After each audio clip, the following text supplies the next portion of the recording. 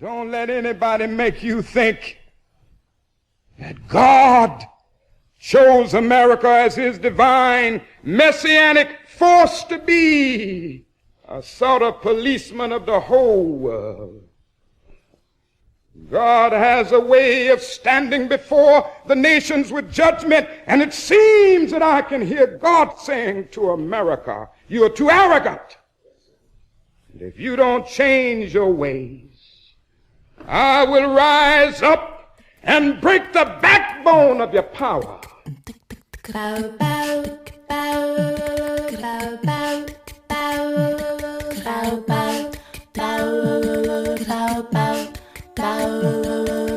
Hotep, which in the language of ancient Egypt means we come with justice in peace. Welcome to Freedom Now, a Saturday Pan-Africanist and Internationalist World Affairs program. Freedom Now is committed to the principle of the rights of all peoples and nations to self-determination. We thank you deeply for your contribution to KPFK, which permits programs like Freedom Now to stay on the air. In this era of corporate acquisition and co-optation of all dissident media, we provide the microphone, challenging their corporate and racist point of view. So stay tuned for Agenda here at Freedom Now.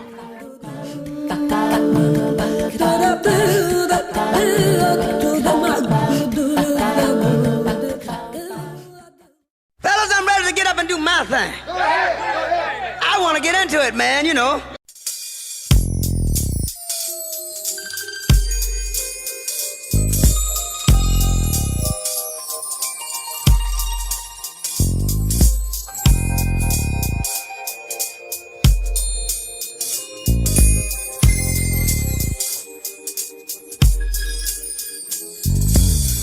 Peace, hoteps, and wisdom to all of our faithful and devoted listeners out there in the radio verse. This is Brother Brandon Sankara, and I want to start things off with a thank you to all of you listeners out there who continue to support Freedom Now. You keep us on our mission and allow us to bring you our agenda for today, Saturday, September 14th, 2024. We begin with our dear sister Luyanda Kaboka bringing us the African drumbeat historical calendar, reminding us that every day is a day in African history.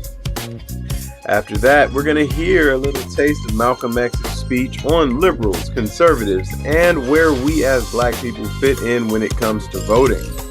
While some of us may celebrate the alleged progress made over the past 60 years, others of us find this clip to be all too relevant even today.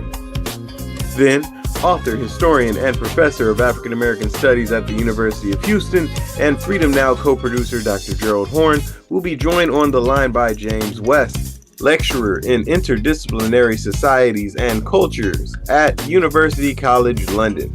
For our purposes today, Professor West is the author of the book Our Kind of Historian, The Work and Activism of Lerone Bennett Jr., and he'll be with us today to tell us more about the context surrounding the subject of his book. Next, in the second half of our program, Dr. Horne will be joined on the line by Andrew Wegman, assistant professor of history at Texas Tech in Lubbock, and author of the book In American Color, Race and Identity in New Orleans and the Atlantic World. And lastly, before we close out, we'll hear another clip from history as Jamil Al-Amin, known as H. Rap Brown at the time, joins Gil Noble on the show Like It Is. With the energy surrounding the current political landscape in the United States, this is yet another much-needed message. Now I'm going to be on the ones and twos as we pour this knowledge, making sure your mental cup runneth over with revolutionary wisdom right here to quench your mental thirst on Freedom Now. KPFK 90.7 FM in Los Angeles and kpfk.org streaming live on the web. To make sure that we stay on a smooth ride with that cultural vibe you know and love, we'll be enjoying a musical bottom featuring Tupac Shakur, Hampton Hawes, Sonny Rollins, Bud Powell, Rodney Jones, and Kyle Ash. Now people get ready for this train to come and taking you one step closer to mental liberation, and stay tuned for that beat of the historical drum, followed by a message from Malcolm X and an interview with Dr. Gerald Horne and James West.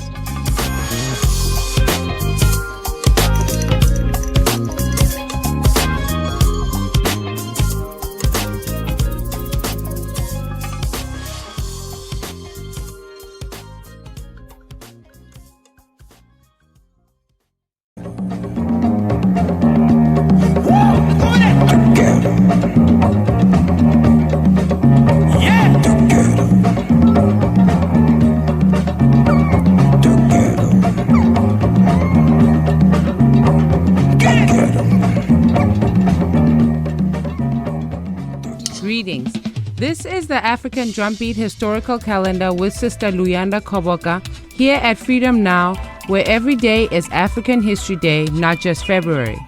We review the accomplishments and tragedies of the struggling masses of humanity against the tripartite evils of national oppression, racism, sexism, and class domination. This ruling caste, who are about 1%, own and control over 75% of the land, resources, and labor of the peoples of the world. Their mastery and monopoly of psychological and military strategies maintain their domination, yet there is a growing resistance, and with our historical calendar, we provide a continuum of that struggle of resistance. September 12, 1977. Stephen Biko, organizer and founder of the Black Conscious Movement, the South African version of the global Black Power movement, is assassinated while imprisoned by racist guards. September 12, 1859. Florence Kelley was the foremost European American socialist reformer who shaped early labor and social reform legislation, including child labor laws, enforcement of minimum wage laws, factory inspection laws, and child welfare support laws. As an abused wife, she helped establish the settlement house movement for abused women. September 13, 1974. His Imperial Majesty Haile Selassie Jah Rastafari, the last of the 225 descendants of the Solomon's dynasty and a founding member of the Organization of African Unity, was overthrown by the pressure of the Eritrean War and internal class contradictions, giving rise to the military dictatorship of the Derg. September 13, 1847. Los Niños Heroes defend Mexico City against the United States invasion and efforts at colonization of the whole of Mexico. September 15, 1987. U.S. orders the closing of the Palestinian Information Office as the Palestinian struggle gains broad support in the United States. September 15, 1987. 4 African girls are killed in the church in Birmingham, Alabama, bombed by the Ku Klux Klan as white resistance to integration increases violence. Today, the violence has increased many-fold through the psychological assault of the black image via the constant negative portrayal of African people in music, television, movies, and in the school system, prompting a rise of black-on-black violence. September 16, 1965.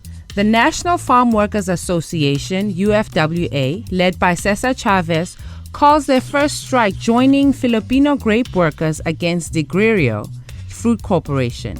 This marks the birth of a national movement for farm workers of all ethnicities to fight back against brutal exploitation by farm owners. September 17, 1850. The Fugitive Slave Law passed by the United States Congress swells African immigration to Canada and Mexico. People who were suspected of being a runaway slave could be arrested without warrant and turned over to a claimant on nothing more than his sworn testimony of ownership. A suspected slave could not ask for a jury trial nor any recourse. This was federal law. September 18, 1909. Kwame Nkrumah, founder of the Convention People's Party, the All-African People's Revolutionary Party, and the Organization of African Unity, was born. He led the contemporary anti-colonial movement and the struggle against neo-colonialism. September 18, 700 AD. Ni Yingniang, the Chinese Robin Hood, traveled in the wild to help the weak, take vengeance against criminals and feudalists who preyed upon women and the poor. She was taught sword fighting by a martial artist nun at the age of 10. September 19, 1921. Moroccan guerrilla under the leadership of Abd el-Karim defeat Spain and declare the independent Rif Republic in 1921. September 19, 1790. Native Americans unite to form the United Indian Nations, led by Tecumseh, and declare war against the United States to stop the stealing of their traditional lands. September 19th, 19th century. Exceline Solomon was an African slave rebel leader who set fire to European plantations in a series of revolts in St. Croix, the present U.S. colony of the Virgin Islands. This has been Sister Luyanda Koboka, and we would like to thank you for your support of Freedom Now on KPFK 90.7 FM and 98.7 FM in Santa Barbara. We wish in the spirit of solidarity to close out with the South African chant, Amandla. Amandla, Awetu. Amandla, Awetu. Amandla, Awetu. In this crooked game of power politics here in America, the Negro, namely the race problem, integration, civil rights issue, are all nothing but tools used by the whites who call themselves liberals against another group of whites who call themselves conservatives, either to get into power or to retain power. Among whites here in America, the political teams are no longer divided into Democrats and Republicans. The whites who are now struggling for control of the American political throne are divided into liberal and conservative camps. The white liberals from both parties cross party lines to work together toward the same goal. And white conservatives from both parties do likewise. The white liberal differs from the white conservative only in one way. The liberal is more deceitful, more hypocritical than the conservative. Both want power, but the white liberal is the one who has perfected the art of posing as the Negro's friend and benefactor. And by winning the friendship and support of the Negro, the white liberal is able to use the Negro as a pawn or a weapon in this political football game that is constantly raging between the white liberals and the white conservatives. The American Negro is nothing but a political football, and the white liberals control this ball through tricks or tokenism, false promises of integration and civil rights. In this game of deceiving and using the American Negro, the white liberals have complete cooperation of the Negro civil rights leader, who sell our people out for a few crumbs of token recognition, token gains, token progress. In the New York Tribune, in an editorial dated February the 5th, 1960, they pointed out that out of 11 million qualified Negro voters, only 2,700,000 actually take time to vote. This means that, roughly speaking, only 3 million out of the 11 million Negroes who are qualified to vote take an active part, and the remaining 8 million remain voluntarily inactive. And yet it is this small minority, the 3 million Negro voters, who help determine who will be the next president. If who will be the next president can be influenced by 3 million Negro voters, it is easy to see why the presidential candidates of both political parties put on such a false show with the Civil Rights Bill and promises of integration. They must impress the 3 million voting Negroes who are the actual integration seekers. And if so much fuss is made over these 3 million integration seekers, what would the presidential candidates have to do to appease the 8 million non-voting Negroes if they ever decided to become politically active? They hold the balance of power. Who are the 8 million non-voting Negroes? What do they want? And why don't they vote? The 3 million Negro voters are the so-called middle-class Negroes, or high-class Negroes, or uppity Negroes, who are referred to by the late Howard University sociology professor E. Franklin Frazier as the black bourgeoisie, who have been educated to think as patriotic individualists with no racial pride whatsoever, who believe in and look forward to the future integrated, intermarried society that is constantly being promised to them by the Negro politician. And therefore, this integration-minded 3 million minority remain an active part of the white-controlled political parties. But it must never be overlooked that these 3 million Negro integration seekers are only a small minority of the 11 million qualified Negro voters. The 8 million non-voting Negroes are the majority, the downtrodden black masses. They have refused to vote. They've refused to take a part in politics because they reject the Uncle Tom approach of the clergy politician leadership that has been handpicked for the so-called Negroes by the white man himself. This clergy politician leadership does not speak for the Negro majority. They don't speak for the black masses. They speak for the black bourgeoisie, the brainwashed, white-minded, middle-class minority, who, because they are ashamed of their race, because they are ashamed of being black and don't want to be identified with black, they are seeking to lose this black identity by mixing and mingling and intermarrying and integrating with the white society. The race problem cannot be solved by listening to the white-minded, brainwashed minority. The white man must try to learn what the black majority want. The president would be wise to try and learn what the black masses want.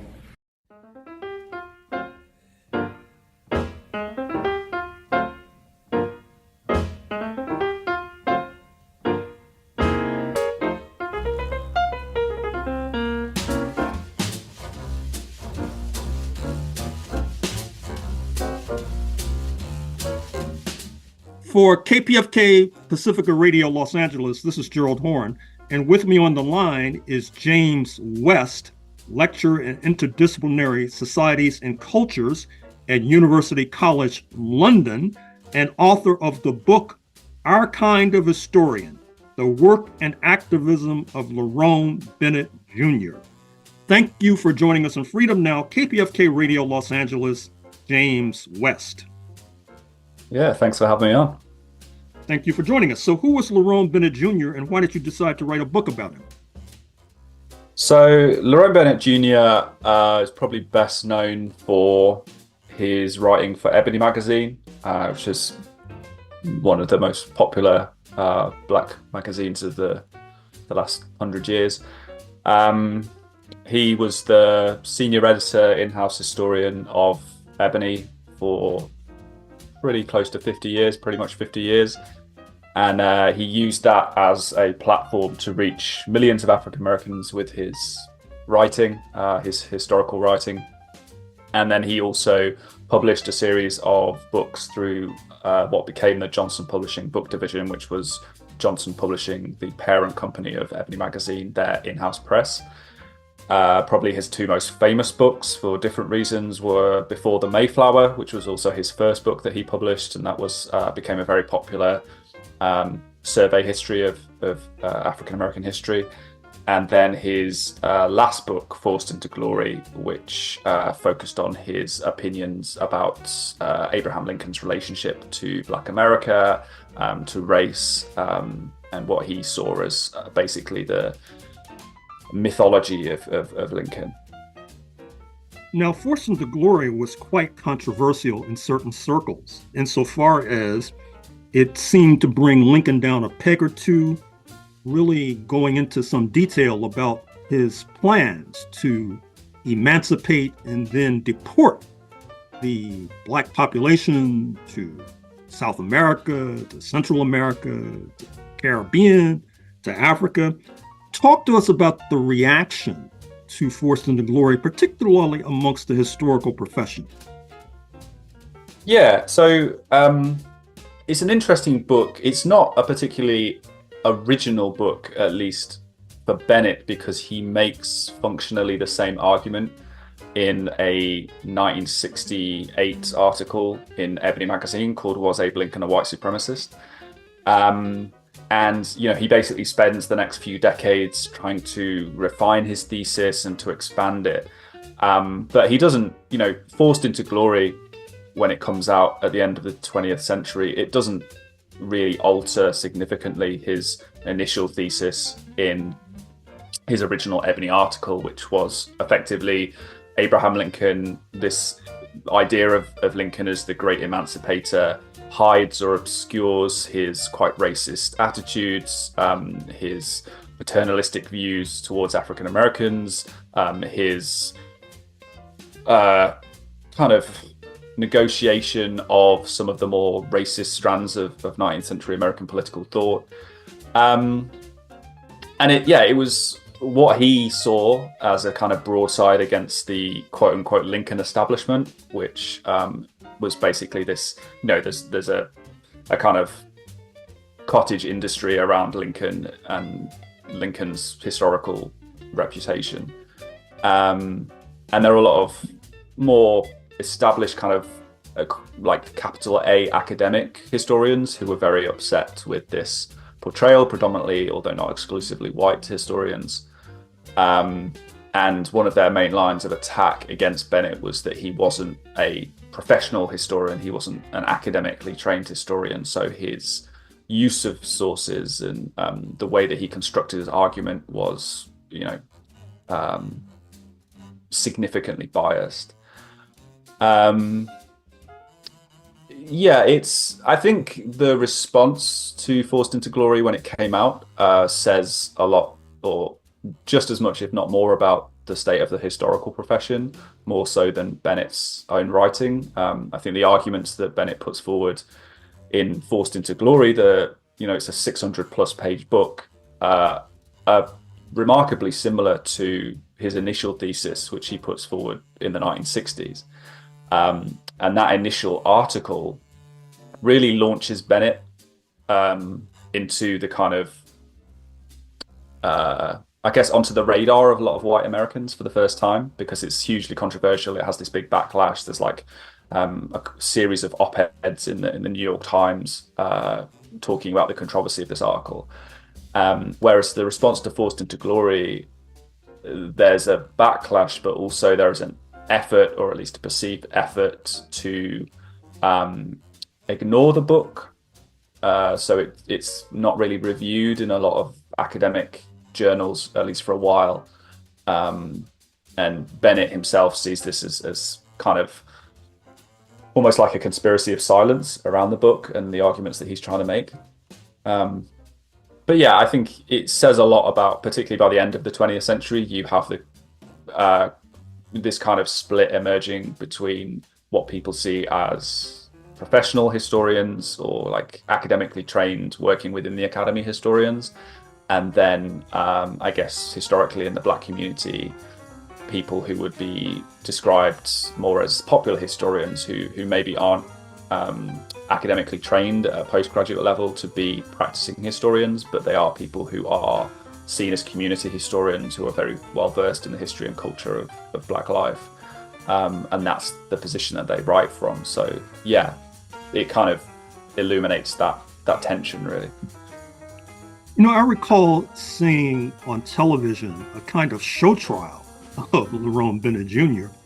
Featuring many of his academic critics. It was quite chilling in retrospect, which brings me to the subtitle of your book, which of course deals with the activism of Lerone Bennett Jr.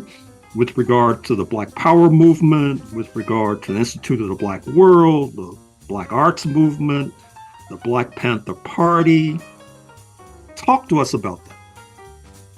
Sure. So Bennett is not, at least not consistently and dramatically a kind of frontline activist in the way that many grassroots activists might be considered.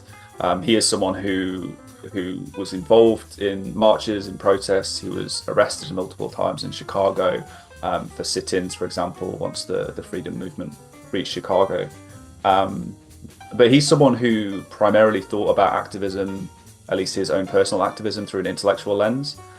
And he was very much focused on trying to move the dial on perceptions or misperceptions of African American history, and also in particular thinking about the relationship between history and contemporary activism. So he was very invested in the notion of a living history and this sense of activists or people from the past speak to the present and inform current and future trajectories of Black activism and Black protest.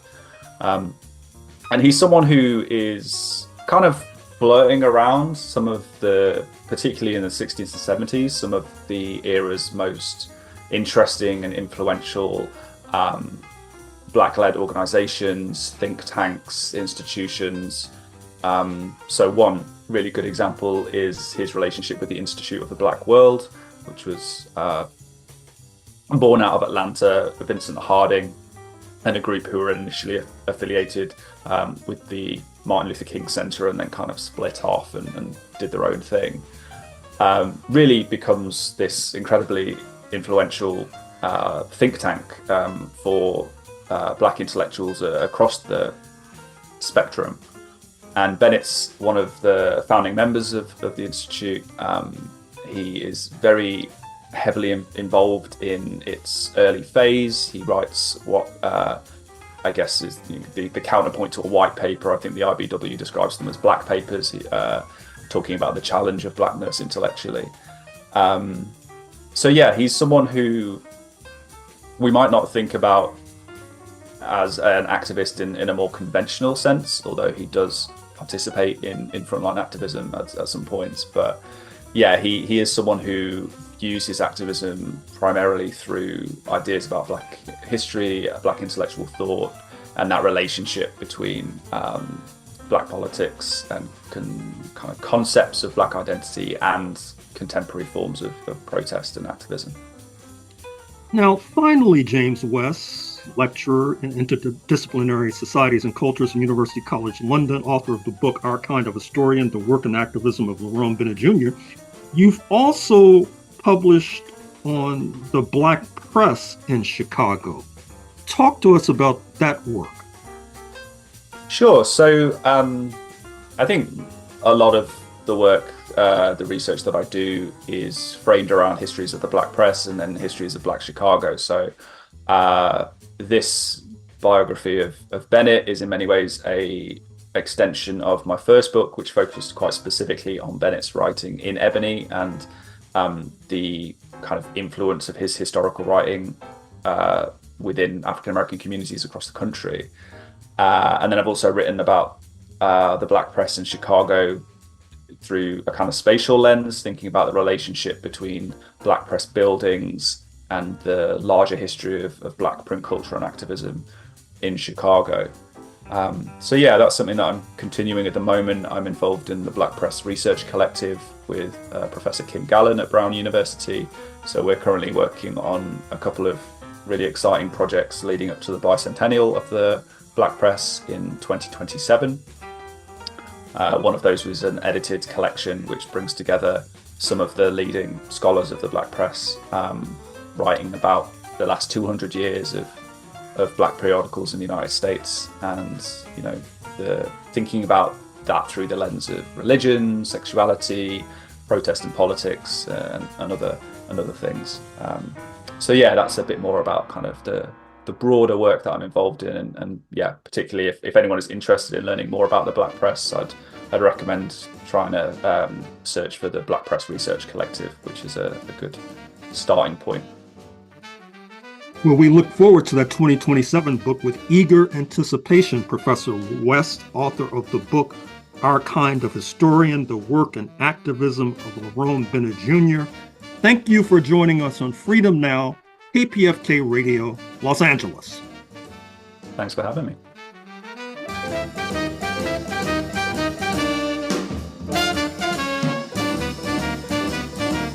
This is Sister Flora, and you are listening to Freedom Now at KPFK 90.7 FM in occupied Mexico, including Los Angeles, 98.7 FM Santa Barbara, 93.7 FM in San Diego, and streaming live on the web at kpfk.org. Today's program, as well as 10 prior editions, can be reheard at kpfk.org/audio archive, and scroll down to Freedom Now. From 12 to 1 p.m., following Freedom Now is your sister Assumpta, with Spotlight Africa addressing issues facing Mother Africa. For a truly alternative international perspective on world affairs, check out RTTV Russia, CCTV China, and online at Presna, Latina Cuba Telesur Venezuela, News 24, South Africa, and Press TV Iran. We will now continue with historian Professor Dr. Gerald Horne.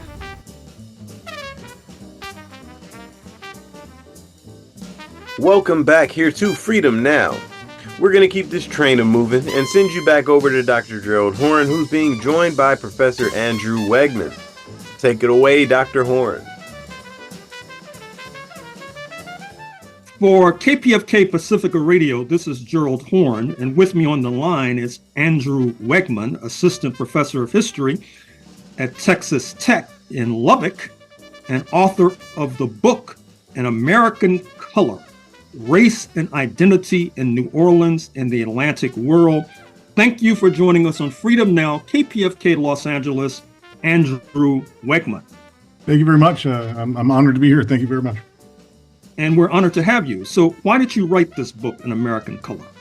Yeah, that's a great question. It's kind of the question a lot of people ask me. It's strange. So I'm from New Orleans, so that was part of it. And I've always been fascinated by the Creole people, particularly, the kind of most obvious way is their food, and how it kind of serves as this strange mixture, I guess strange in a positive way, it's delicious, mixture of so many different worlds. You have Africa, the Caribbean, continental North America, Central America, but also, like kind of haute cuisine from France. And the idea of race has always been kind of interwoven but unspoken within that discourse. Ever from the very beginning of my kind of intellectual life, I realized that when Creole was spoken about, both as a language, as a dialect, but also, of course, as a foodway, there were racial undertones, and no one was, whenever I asked, no one was really ever able to put a finger on or really clearly explain to me what that racial meaning was. And so I set out to try to find at least the answer I could figure out. And the product of that is this book. In function, it's a more or less a cultural and social and racial biography of a community that is unique, but also part of a much, much larger and important world that includes the United States, Europe, Africa, and of course the Caribbean. So in that context, what is, quote, racial science, unquote? Yeah. So racial science is a strange thing. It's taken multiple forms, right? Like in my book specifically, I talk about three of them. It's part of, in one way, it's part of the Enlightenment, where, as I tell my students all the time, that the Enlightenment gave us a lot of really good things, but it also gave us a lot of seemingly completely insane things, and racial science is one of them. It's in function, it developed out of this will for the European, particularly in the advent and the age of slavery, to both measure the human body, which is in itself a good thing, right? Medical science comes out of that, but also to find ways, in effect, to justify the racialization of slavery. And so it kind of goes both ways, right? The kind of advent of profiteering in the slave trade gives rise to the need, or the perceived need, for this creation of this, unquestionable measurement-based, quote unquote, enlightened principle of human difference.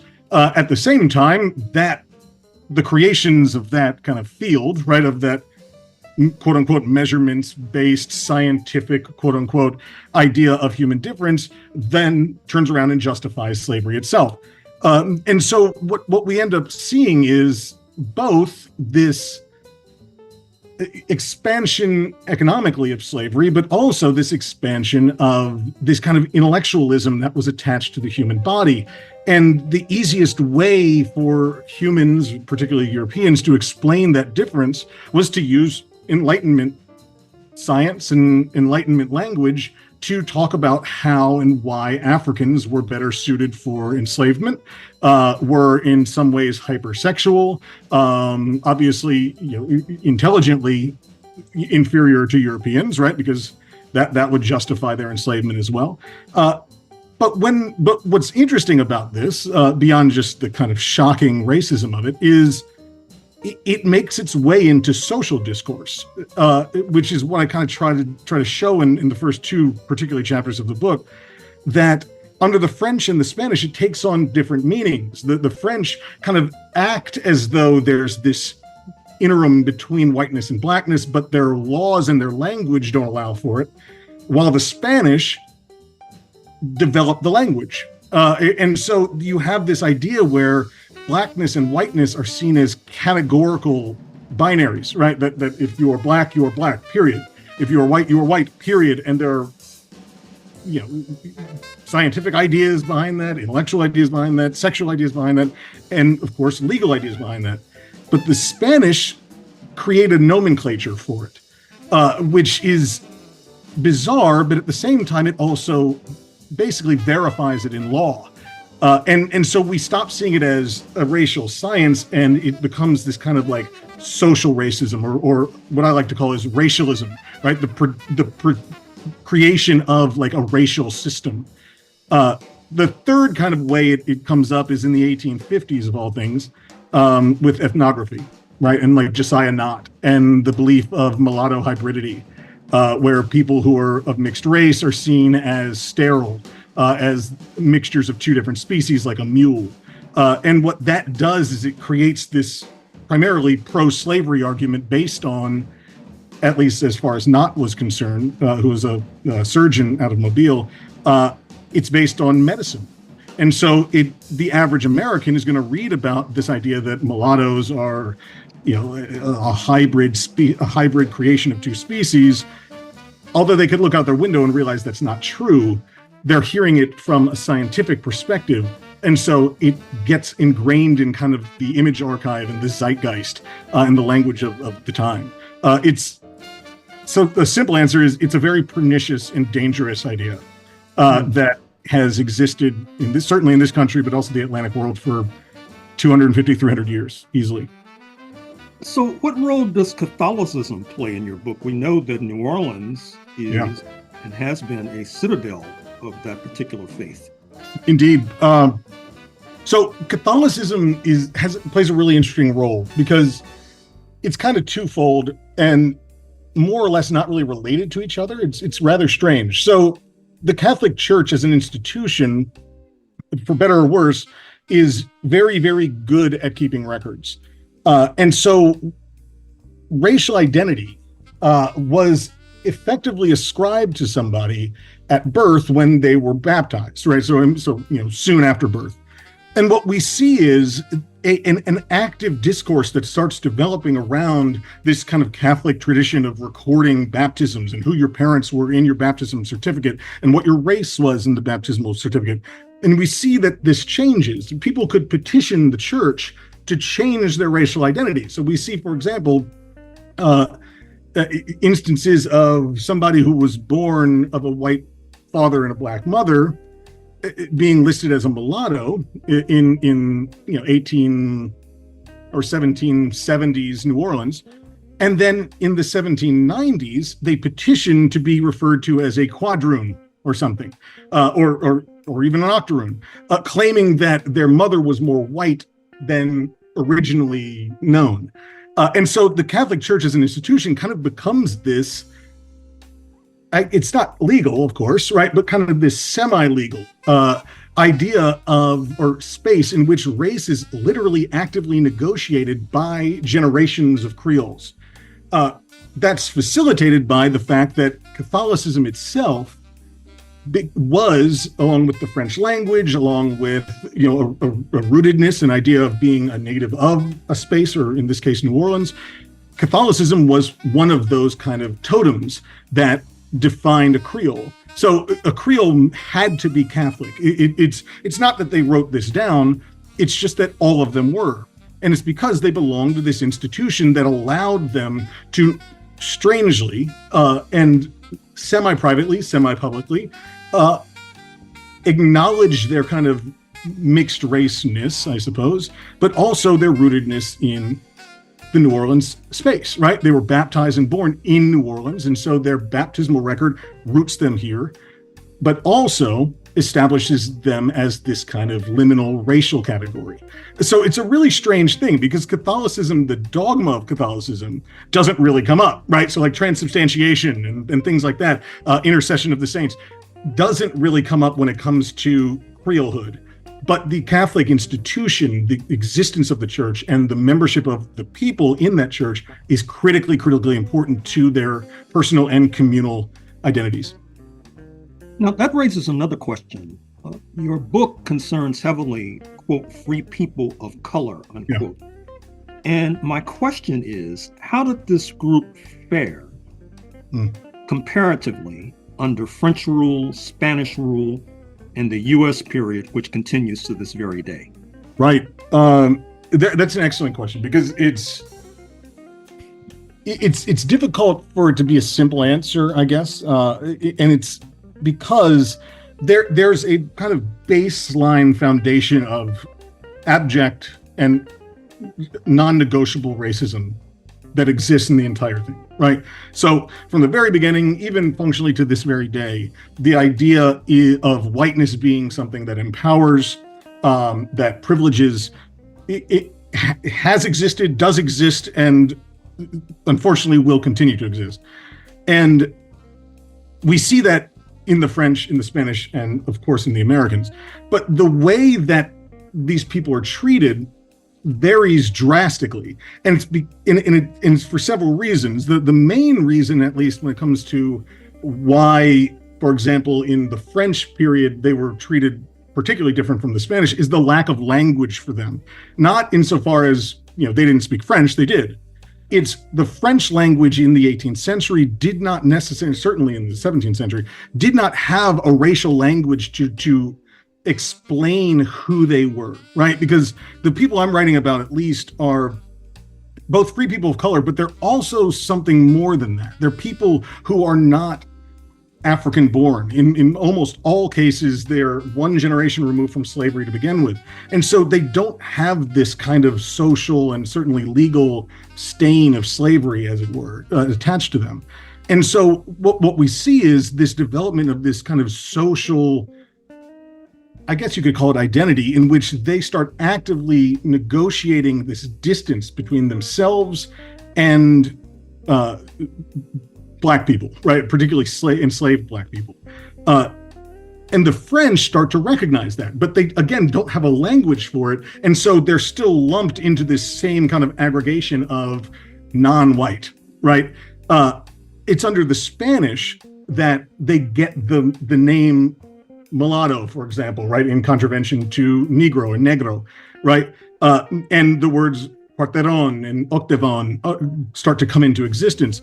And so that creates this little bubble that they're able to paint themselves or wall themselves in with, that fundamentally detaches them both in the social eye, but also very importantly in the legal eye, from people of pure African descent, but more importantly, enslaved people. And so it's under the Spanish that we really start to see a fundamental difference in their experience and how they fared, I suppose, as your question kind of phrased it. They start to fare fundamentally better. And it's not because the law starts to say, well, free people of color are better than slaves. It's simply that they have something to kind of grab hold of, and something that they can use to empower themselves, a language for themselves that makes them not Black, and thus not wholly enslavable, even though legally they were enslavable. And so that's where coming out of the Spanish, they start to butt heads with Americans because Americans didn't have a language for that at all until the 1830s, maybe 1840s. And so under the Americans, they have to actively negotiate this sense of, well, under the Spanish, we were this, but under you, the Americans, you're telling me I'm something else. And what we find is that, at least in New Orleans, but also in Charleston, Petersburg, Richmond, St. Louis to a degree, you also have that same process happening, that in the beginning of the 19th century, the American racial purview is starting to accept the idea that there are more or less not enslavable people of color who are fundamentally different socially and in some cases legally from the enslaved. And thus, this kind of social space that they've carved out for themselves under the Spanish and the French actually continues to exist and actually gets bigger under the Americans. It's one of those things where they're almost teaching the Americans about the idea of racial liminality and status-based liminality. So it's kind of a complex answer, but that's functionally it, that they fared fundamentally better than slaves, but they also were never allowed to be white or even really functionally a degree of white. They were simply different. Now that brings us to the notorious third U.S. president, Thomas Jefferson, whose stock has been plummeting in recent decades. Yep. What do you contribute to the discourse on President Jefferson? Yeah. So Jefferson is one of the most interesting people in the world for the exact reason you just said. He gave us so much insofar as the language of equality, and yet he also gives us so much in how one can write something and mean something totally different. And what's interesting about Jefferson and kind of where Jefferson plays in this is that often Jefferson is painted as this person who was, a fundamental intellectual, right? Which he was, and someone who was in tune with these ideas of, Enlightenment liberalism and virtue and bringing the concept of virtuous manhood into the standard American zeitgeist. But at the same time, he serves as a very, very, very, very good example of kind of what I think your second question about racial science touched on, and that he becomes this vessel, I suppose, for European ideas of racial science that otherwise hadn't really made their way into the American, discourse and lexicon, but he starts to write about them. And he often writes letters. I mean, there's a very famous one, I think, from 1815 to Francis Gray, where Francis Gray, who's a lawyer in Virginia, writes to Jefferson and says, I'm dealing with this case and the idea of a mulatto comes up. I don't know what that is. How would you define a mulatto? And Jefferson writes him this long letter that delves into like racial arithmetic, and he's using fractions, and he ends up coming up with this idea that 7/16 is what of blackness is what makes a mulatto, right? And he has this fundamental belief, almost the same way that he has this like grieving optimism about the American future and this idea of the Empire of Liberty. He has this same kind of like, I guess, unalterable belief that whiteness is something that is and can only be pure. And he's one of the ones who enters into the American kind of discourse this idea that a mulatto can be something totally different from a Negro, right, which would be the word he would use for it. And that a free person of color who is of mixed race, for example, would be fundamentally different on potentially even a biological level from somebody who was black and enslaved. And so I try to bring Jefferson into this very important, but also very septic and aggressive and violent idea of racial kind of binarism and racial science that often the United States is seen as not engaging in. We certainly engaged in it legally, but the kind of ideological or intellectual tradition of it is not often seen as American, when in this case, I would argue it is, and Jefferson is a really good example of how. Finally, Andrew Wegman, author of the book An American Color, what role does Mexico play in your pages? So Mexico plays an interesting and somewhat strange part. So Mexico was seen particularly, and this is what's strange about it, it was pretty much unique to Creoles in New Orleans. There were other people who looked to Mexico kind of as an escape, certainly. Alice Baumgartner's book, for example, is an excellent example of that. But amongst the Creoles, for example, they rejected Liberia fundamentally. Right, in the 1830s, 1840s, they literally called it the Negro country, and they had no interest in going there. Yet, they looked to Mexico and saw that as something that was more within their cultural realm. So it wasn't the idea of escape that was stopping them from being interested in the American Colonization Society in Liberia. It was the idea that Africa was not where they belonged. They belonged, if anything, on another coastal space, right? Particularly a Gulf coastal space. And so in the middle of the 1840s, a group of New Orleans Creoles get together and they actually create a colony in Mexico, just outside of Tampico, called Eureka. And it doesn't last very long. Almost all of them end up going home, or some of them die of tropical disease. But their idea of doing that was to, in function, be able to go and be wholly themselves. So they're not leaving in order to get some new concept of liberty, legally at least. They're going there to be able to kind of, I guess, buttress their cultural identity and make it into something they fundamentally can claim for themselves. It didn't last long enough for us to really know whether or not it would have become, like its own country, like Liberia did, for example. But the rhetoric they used for it was almost utopian in a strange way. And to them, Mexico was the purest of this. It was relatively newly independent, right? They had thrown off Maximilian. It was one of these things where look at what they've done for themselves. We can go do that same thing for ourselves there. And it's one of those things where we tend not to look, when it comes to colonizationism or immigrationism, we tend not to look that close. We want to find somewhere like Haiti or Liberia, somewhere that kind of makes sense in the general historiography. When Mexico was seen very much as just a new Haiti, kind of. They spoke Spanish, but Creoles identified in part, at least, as Spanish, and so they would have fit in, even though they didn't speak Spanish. So Mexico holds this kind of strange, almost utopian vision in this story. It was seen as an out for them, a way for them to kind of reinforce themselves outside of, I guess, where they would consider home.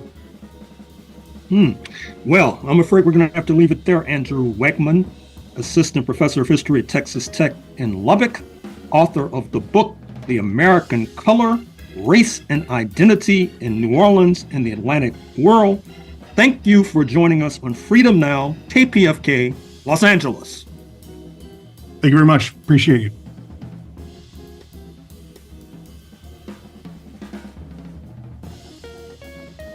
All right. Thank you, Professor Wegman, for sharing your hard-earned knowledge with us. Now, before we close out, we're going to send you back in time as Jamil Alameen, aka A-Trap Brown, sits down with Gil Noble on the show Like It Is.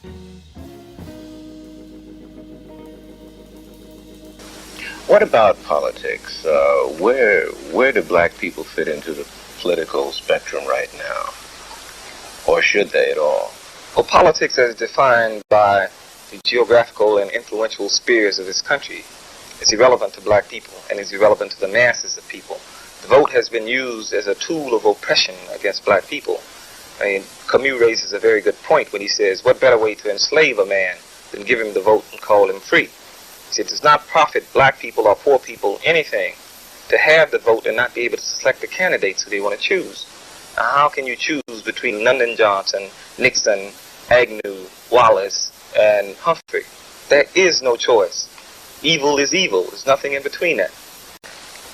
I think the vote can only be used as a tool of organization. We can only use the vote to organize our people. Now, to really believe that we can put someone in office and that these people would be responsive to our needs, it's naive, politically naive. Because even if one of the black candidates who ran for office was to take the office of president, then black people must be prepared to fight against that person. Why? Because, you see, the system mandates the action of the individual. The individual does not determine how this country will function. This country works off the military-industrial complex, which means that it's profitable to wage war. And unless you devise another plan, another scheme to sustain, to boost this economy, then it's going to be necessary to wage war.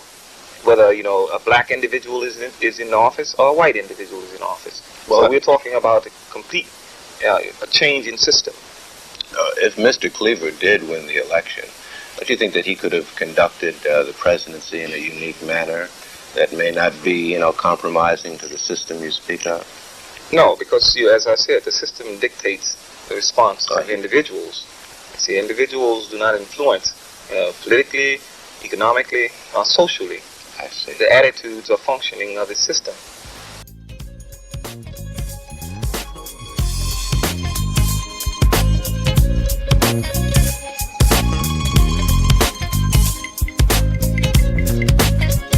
In closing, we'd like to thank our guests, James West from University College London, as well as Andrew Wegman representing Texas Tech. Find that black-owned bookstore you know and love today, and find their books, Our Kind of Historian, The Work and Activism of Lerone Bennett Jr., as well as In American Color, Race and Identity in New Orleans and the Atlantic World, respectively. Shout out to Dr. Gerald Horne for doing what he does best and guiding this train of mental liberation towards Pan-African enlightenment for yet another Saturday. Hit up your favorite bookstore right now and find one of Dr. Horne's many informative texts to enrich your library and your mind. Word to producer Sister Tej. Much love to our spiritual backbone and ancestor Baba Didan Kamathi.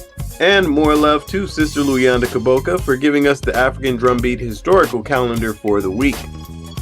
Abundant thanks to our marvelous engineer. And last but certainly not least, thanks to all of our loyal listeners and supporters. It takes a village to build a revolution, and Freedom Now is a village to be reckoned with. This has been Brother Brandon Sankara, and you can join us on Facebook at Freedom Now Gerald Horne. You can email the program at freedomnow@kpfk.org or go online to our audio archives at kpfk.org, scroll down to find Freedom Now, and you'll be able to hear this program as well as 60 days worth of prior programming here at KPFK 90.7 FM. We now send you off to our sister Assumpta with Spotlight Africa coming up next, addressing issues facing Mama Africa. And until next Saturday here at Freedom Now, we stand running our marathon, ready for revolution.